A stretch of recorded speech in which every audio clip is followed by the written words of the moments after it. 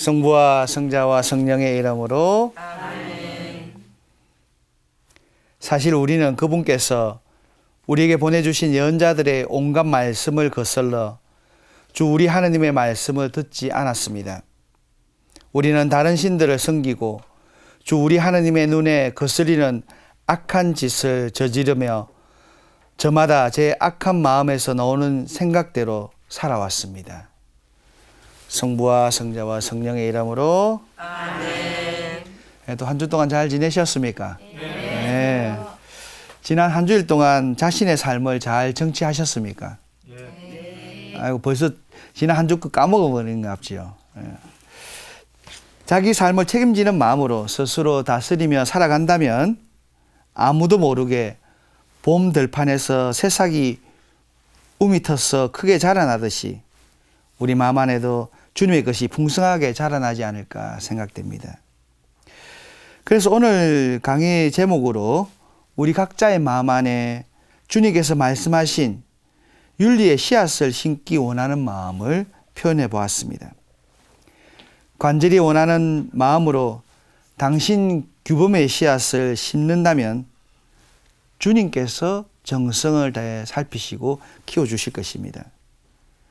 그리고 마침 주님의 손수, 이 작은 마음속 씨앗이 자라나 튼튼한 거목이 되도록 키워주실 것이라 의심하지 않습니다. 우리 모두의 마음밭에 복음나무가 무성해지기를 소원하는 마음 간절해집니다. 오늘은 윤리는 아는 것도 많네 308쪽에서 320쪽을 하도록 하겠습니다. 제가 누차 강조하지만 예수님의 뜻을 파악하는 것은 결코 어렵지 않습니다. 예수님께서는 당신의 가르침을 남이 너에게 해주기를 바라는 그대로 너희도 남에게 해주라는 식으로 매우 쉽게 설명하고 계시기 때문입니다. 때문에 우리 믿음인들이 세상의 지론에 흡수되어 살아가는 일도 정확하게 지적하고 경고하고 계십니다. 그 백성들의 관습은 헛것이다 라는 말씀이 어렵습니까? 그것들은 해로움도 끼칠 수 없고 이로움도 줄 수 없다라는 똑 부러진 설명을 이해하지 못할 난해한 말씀은 아니지 않습니까? 우리가 이렇게 쉬운 말씀을 어렵게 여기고 도무지 지킬 수 없다고 생각하는 이유는 단 하나입니다. 창세 이래 세상은 언제나 우리에게 속살그리며 중얼대는 영매들과 점쟁이들에게 물어봐라 라고 꼬드기고 있기 때문입니다.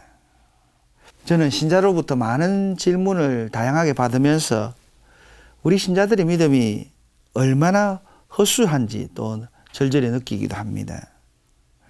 그리스도인은 하나님께서 주신 하루하루 모두가 축복된 날이고 좋은 날이라는 진리를 알고 있는 지혜인입니다. 그렇죠. 네. 그럼에도 그 지혜를 내던지고 살아가는 경우가 너무 많은 것 같습니다. 미사 때만 잠깐 사용하고 성당에서만 조금 꺼내보고 일상 안에서는 처박아 놓는 느낌이 들었습니다. 이를테면 자식을 사랑하는 마음이 너무 커서 자식의 앞날을 염려한다는 빌미로 가전 유혹에 걸려드는 자매님들이 허다합니다. 일단 고해 성사를 볼 각오를 하고 그것도 멀리 원정 가서 목소리 알아듣지 못한 신부님한테 가서 고해 성사를 볼 꼼수까지 딱 부리면서 새해는 사주를 보고 자식이 대학에 합격할 건지를 묻고 땅을 팔아야 할지 말아야 할지 하물며 열심히 일하고 있는 남편의 사업이 어떨할 것인지도 알아본다고 합니다. 궁합이 좋아야만 자녀의 결혼을 허락하고 이삿날이나 혼배 날짜까지 점쟁이가 시키는 대로 정하는 경우가 다반사입니다. 제가 누누이 강조하지만 제가 사제가 돼서 가장 불쾌한 일이 뭐라고 했지요? 점쟁이 때문에 내가 바쁘게 되는 거라고 했어요. 그죠? 점쟁이가 받아준 날에 내가 혼배 주례를 해야 되고 점쟁이가 지어준 이름 위에 내가 세례를 줘야 되고 내가 점쟁이 하수인 하려고 내 신부된 거 아니에요. 한 수 더 떠서 요즘 기승을 부리고 있는 이단 종교의 마음을 뺏기는 경우도 허다합니다. 유사 종교에 빠져서 오히려 성당 교우를 현혹하는 일이 비일비재합니다. 정말 얄팍한 성경 지식으로는 그러한 사탄의 수순을 이길 수 없습니다. 그래서 제가 누누이 강조하는 것도 성경 읽기 아닙니까? 이단이 무엇인지, 유사 종교란 어떤 집단인지를 모르기 때문에 시이 그들의 괴락에 말려들게 되는 것 같습니다. 잠깐 이단에 대해서 설명하면, 이단은 교회 내부의 문제들을 지칭합니다. 이들은 하나님의 계명에 대해 불순종하는 특색이 있습니다. 그런데 이단의 행위를 보면 열심한 게 있습니다. 사도시대로부터 단순한 그런 열정을 되찾겠다는 의미도 있습니다. 그래서 보다 더 복음적이고 훨씬 더 신앙적인 모습으로 비칠 수도 있습니다. 하지만 그들은 반교회적 가르침과 활동에 주력합니다. 교회에 벗어난 잘못된 가르침을 펼칩니다. 반면에 유사 종교는 뭇 종교들과 비슷해 보이지만 종교와는 구별되는 사회적 현상이나 사회 집단을 말합니다. 어떤 집단이 종교의 색을 지닐 때 그것을 신흥 종교 혹은 사이비 종교로 분류하는데요. 종교 사회학자들은 이렇게 이야기합니다. 전통 종교보다 확실하고 간결하며 신속하고 분명한 구원 방법을 제시하는 종교다라고도 정의합니다. 현재 대다수의 사회학자들은 주로 역사가 짧고 교리, 전례, 조직 체계의 제도화나 사회적 인정도가 낮으며 불완전한 종교 집단을 지칭하는 용어로서 신흥 종교를 구별하고 있습니다. 19세기 중엽 이후 발생한 신흥 종교들의 특성은 급격한 사회 변동에 적응하지 못했던 하류 계층을 중심으로 전개되고 발전되었습니다. 정말 대다수 신흥 종교들은 가톨릭 교회의 생활과 가르침에 심각한 도전을 일으키고 있습니다. 그들은 삼위 하느님을 부정하고 천국을 부인합니다. 자칭 재림 예수님 혹은 성령의 존재라는 주장을 서슴지 않습니다. 본인이 다 재림 예수라 하잖아요. 그러니까 영성의 올바른 영성은 다 예수님을 만나도록 하는데, 신흥 종교의 특성은 자기가 예수라는 거예요. 그게 가장 특색입니다. 뭐 교황님이 내가 예수라고 이야기한 적이 있어요. 내가 재림 예수라고 어느 교황님이 그런 이야기 한 적이 들어보셨습니까? 근데 다 신흥 고주는 다 자기가 재림 예수라 하잖아요. 아니면 내가 다른 형태의 성령이다라고 이야기해요. 예수님이 하나님의 아들임을 부인하고 단순히 성경의 선지자 중에 한 사람으로 인정하며 나아가서 예수님의 십자가에서 죽으신 사건을 부인하기도 합니다. 그런데 우리 가톨릭 안에서 예수님의 태어나심과 고통과 죽음과 부활이 그걸 빠뜨리면, 그죠? 종교의 가장 큰 핵심을 빠뜨리는 거예요. 그만큼 그 소중한 것을 많은 것에서는 빠뜨리는 경우가 많습니다. 또 각자가 자기 죄의 문제를 해결해야 한다는 주장과 예수님께서 이미 해결하신 죄에 대해서는 전혀 회개할 필요가 없다는 식의 해석을 펼칩니다. 그들은 하나님의 성품, 육체의 부활, 천국과 지옥 등으로 가톨릭 교회와 비슷한 교리를 펼치기도 하지만 전혀 상반된 주장을 한다는 것을 알 수 있습니다. 나아가 주님의 기도를 부인하는 일, 그리고 특히 요한묵시록의 예언에 집중하여 자의적 해석을 함으로써 교회를 공략하는 그들은 언제나 무조건 순종하는 행위만을 강요하고 있습니다. 그 자체적 성경을 갖고 있는 단체도 있고 자신들의 종교가 지닌 그 경전들을 성경보다 우선하는 현상도 볼 수 있습니다. 이렇게 구원은 하나님의 선물이 아니라 인간이 믿음의 표준을 지킬 때만 가능하다면서 오히려 기존 그리스도인들을 공략의 대상으로 삼는 강큰 신흥 종교의 주장에 탄탄한 복음적 시각을 가진 사람만이 끼어 있을 수 있습니다. 그러니까 우리가 자꾸 복음으로 무장되어야 할 이유가 분명한 것입니다. 그런데 그들의 구요주나 창시자들은 확실한 어투를 가지고 있습니다. 세상 것에 무기력한 신앙인, 하느님을 체험하지 못하고 확신을 잃은 신앙인에게는 속 시원한 답변처럼 다가오기 마련입니다. 불확실한 시대를 불안하게 살아가는 현대인들에게는 그들의 거짓된 구원관이 자칫 유한과 확신으로 오인될 여지가 크다는 것입니다. 이야말로 허술한 믿음을 공략하는 사탄의 계략입니다. 시온네로 히틀러 측근이었던 게벨스는 자기 일기에 이렇게 적습니다. 히틀러는 도대체 어떤 사람인가? 절반은 범인이고 절반은 신이다. 진짜 예수님이 아닐까? 어쩌면 세례자 요한일지도 모른다. 고 적어 놓았다고 합니다. 정말 상상이 됩니까? 독일인들 똑똑합니다, 상당히. 그런데 이렇게 그러니까 인간이 가진 허약한 인식의 실상을 잘 드러내는 예가 아니겠습니까?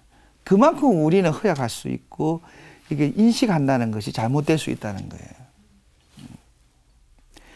몇 해 전에 천주교는 이제까지는 유교적인 성향을 띄었고 이제는 불교와 상통하면서 신장세를 보이고 있다는 기사를 읽고 저는 열을 받은 적이 있는데 정말 가만히 생각해 보니 세상이 그런 형편없는 결론을 내릴 수 있는 이면이 보였습니다. 평소에 우리 신자들이 보여주는 우유부단함의 결과가 그렇게 나타나는 것이 아닌가 생각되었습니다.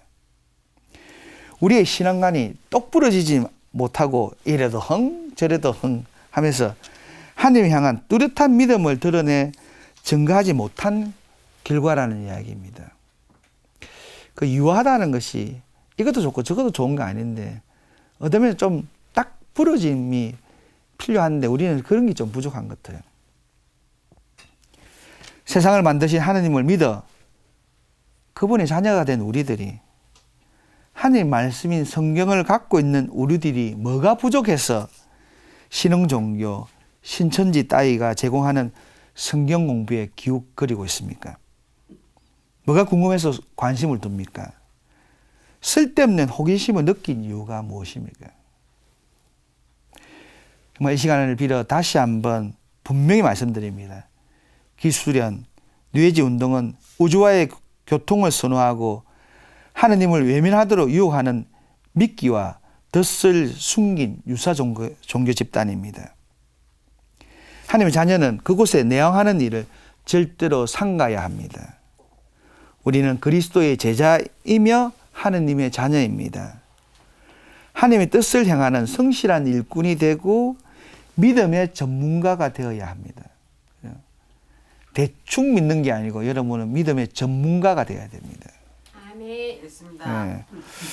혼자만 대답하네. 네. 주님께서는 그날 나는 너희를 도무지 알지 못한다.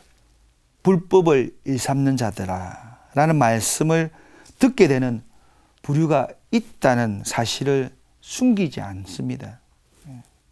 이렇게 뚜렷한 당신의 뜻을 알고 있기에 우리는 결코 방심할 수 없습니다. 스스로의 삶을 방관하듯이 살아가면 안 됩니다. 책임감을 가지고 삶을 살아야 되지 않겠습니까? 우리는 결코 그날과 그 시간을 알지 못해서 바깥에서 쫓겨나서 우는 부류로 전락되어서는 아니 될 것입니다. 인류 역사에서 최악의 순간은 종종 근시안적이고 편파적이며 독선적인 사상을 관찰시키는 인간에 의해서 빚어졌습니다. 땅에 자신의 손으로 천국을 건설하려고 하는 자들의 꿈이 결국 지옥을 구현한다 해도 지나친 표현이 아닐 터입니다. 악이 선을 가장할 때 가장 악할 수 있다는 사실을 잊지 않아야 할 것입니다. 그래서 미국의 신주교님은 이런 이야기를 합니다. 세상 종말에 선과 악의 세력의 치열한 싸움을 벌일 때 사탄은 위대한 파괴자요 사회개혁자로서 나타날 것이다. 하지만 십자가 없이 나타나서 인류를 마지막까지 이어갈 것이다. 참 의미 있는 말입니다, 이게. 그죠? 십자가 없이. 정말 십자가 없이.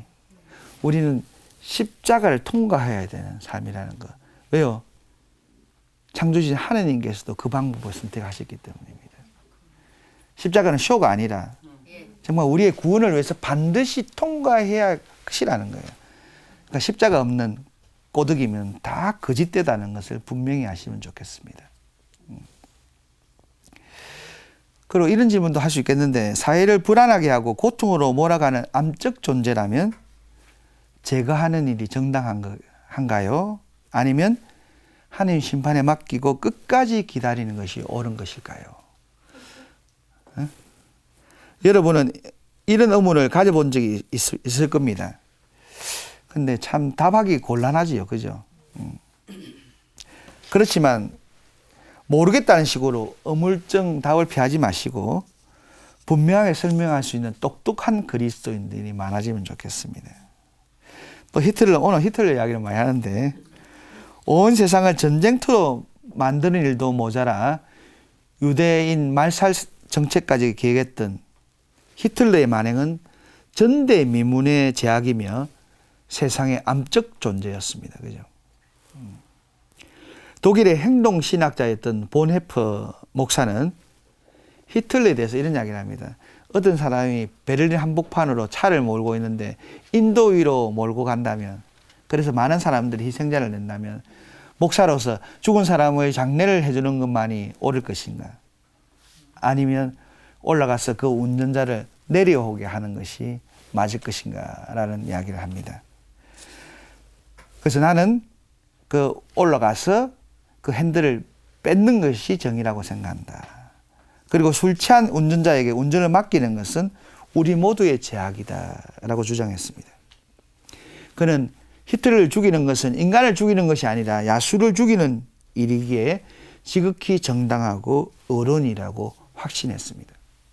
그런데 그렇게 해가지고 암살을 꿈꾸는데 끝내 들켜가지고 죽습니다. 그죠? 본헤퍼는 감옥에 갇히지 않습니까? 그리고 히틀러가 망하기 전 얼마 전에 처형을 또 당합니다. 참 이렇게 정의의 목소리는 감옥에 갇혀서 사라져버리게 됩니다. 정말 어떻습니까? 하나님께서는 왜 정의로운 인물이 불의한 인물에게 처형당하도록 방관하시는 건지 야속하지 않습니까? 아니면 본헤퍼 목사가 하나님 뜻을 헤아리지 않고 너무 앞서 나간 탓이 아닐까 생각도 하십니까? 저는 그 정답이 본헤퍼 목사가 처형 앞둔 어느 날 보았다는 환상에서 답을 찾아봅니다. 꿈을 꾸는 환상을 보는데 히틀러가 하나님 앞에 서 있는 거예요. 그래서 하나님께서 아주 엄하게 재상을 보여주면서 너가 이렇게 했던 것에 대한 단죄를 합니다. 그러니까 히틀러가 정말 하나님 몰랐습니다. 저는 이 죽음 넘어서 이 세상에 있는 것에 대해서 몰랐고 아무도 나에게 가르쳐준 적이 없었습니다. 라는 그런 이야기를 합니다. 그걸 보는 순간 본헤퍼 목사는 정말 내 본질을 잊었구나. 내가 그것을 제거하려고 했지 정말 하나님이 누구이신지를 전하려고는 내가 생각하지 않았지 않느냐. 내가 그 사람을 단죄했지. 내가 정말 그 하나님의 사랑에 대해서 이런 세계에 대해서 정말 신앙을 전해줘야 됐다는 생각을 먼저 하지 못했다는 거죠. 인간 생명의 고귀함을 모르는 무식인은 분명히 유죄입니다. 무식이 자신도 유죄이지만 무식이를 가르치지 않은, 그리고 무식이가 배울 수 있도록 여건을 허락하지 않는 우리 유식이는 무죄라고 발뺌할 수 없습니다. 이태석 신부님이 하신 말씀인데, 그죠? 아마 그래서 당신은 아프리카로 떠났는지 모르겠죠. 정말 믿는 자의 자세가 이해되는지요? 예수님께서는 악의 세력을 하나님 나라의 방해물로 간주하셨습니다. 악은 하나님 나라의 해방꾼임이 분명합니다. 그럼에도 우리는 악의 본질을 파악할 수 없는 미약한 존재입니다. 여기에서 또 인간의 허약함이 드러납니다. 얼만큼 그것에 대해서 실상을 잘 안다면 우리가 죄도 작게 지을 건데 우리가 생각하는 그보다 죄의 힘은 훨씬 큽니다. 우리가 생각하고 궁리하고 세워놓는 정의란 하나님 뜻에 미칠 수 없는 미약한 것임을 고백할 수밖에 없습니다.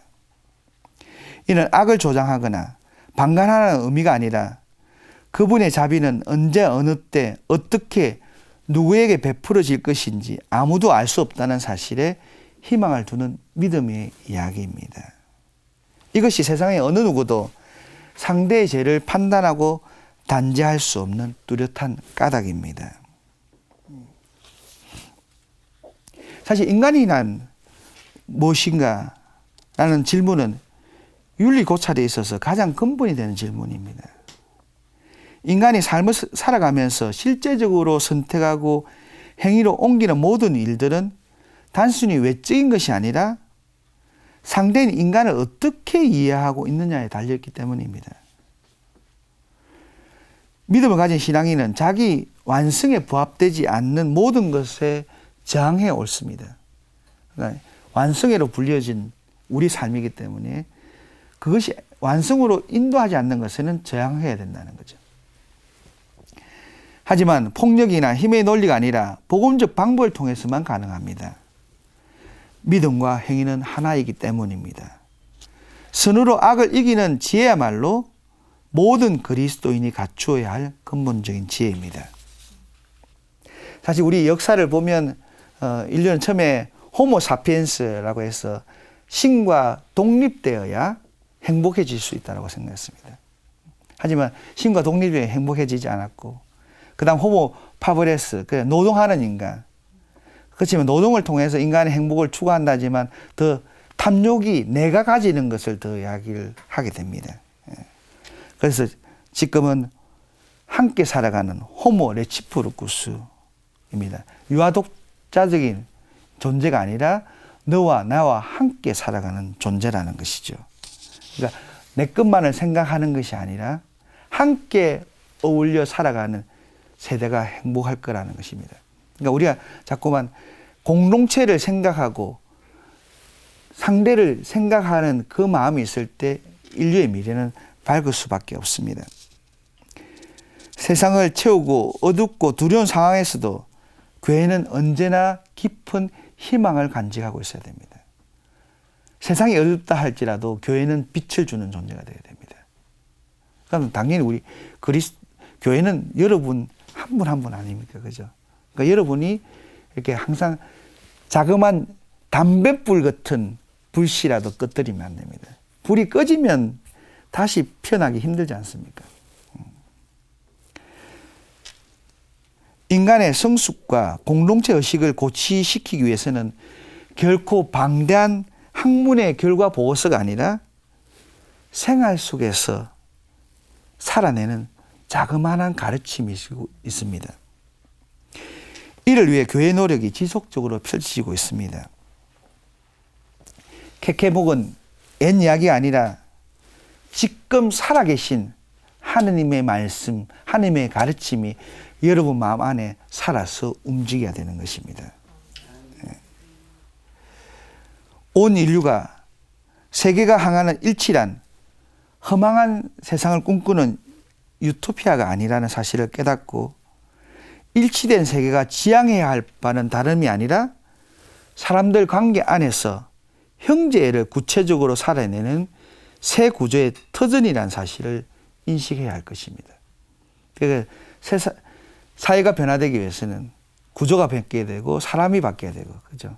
가치관의 우선순위이 정립돼야 됩니다. 그러니까 하느님이 최고 위에 가치 있다면 그에 맞춰 살지 않겠습니까?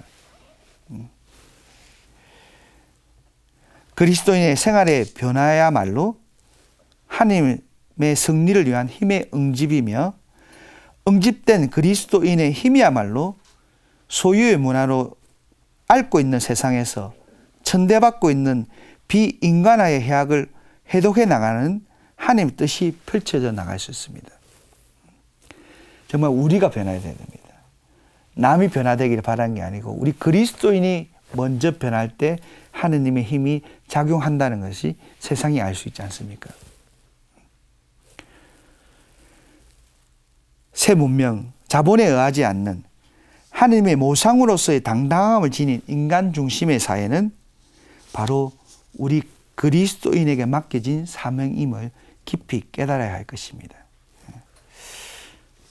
오늘 이 강의가 벌써 50번째입니다. 그죠? 참, 이제 마지막 강의까지 2번 남았는데, 긴 시간 동안 함께 해주신 시청자 여러분과 방청해주신 분들께 진심으로 감사를 드립니다.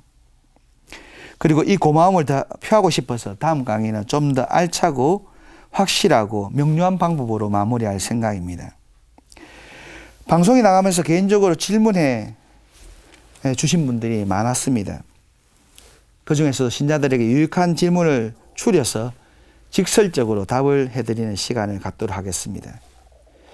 신자들이 품고 있는 따끈따끈한 현안인 만큼 그동안 궁금했던 윤리 문제를 속 시원히 이해하는 계기가 될 것이라 생각합니다. 다음 시간에 기대되시지요? 네. 짜다라 기대가 안 되는 것 같아요. 기도하겠습니다. 성부와 성자와 성령의 이름으로 아멘. 주님, 당신께서는 저희에게 성령을 보내시어 당신의 뜻을 밝히 알려주십니다. 저희는 당신께 주신 판단력과 분별력으로 마침내 어려운 삶을 살아갈 수 있습니다. 이제 더욱 당신의 정직한 영에 따라서 살아가게 이끌어 주십시오. 이제 더욱 당신이 사랑하는 이 세상에 유익한 존재가 되기 원합니다. 저희 걸음이 믿음 위에서 나아가도록 도와주십시오. 저희 마음이 사랑 안에서 살아가도록 지켜주십시오. 저희 삶이 주님 안에서 더욱 완전해지도록 축복해 주십시오. 저희 구원자 우리 주님 예수 그리스도를 통하여 기도드립니다. 아멘. 성부와 성자와 성령의 이름으로 아멘. 감사합니다.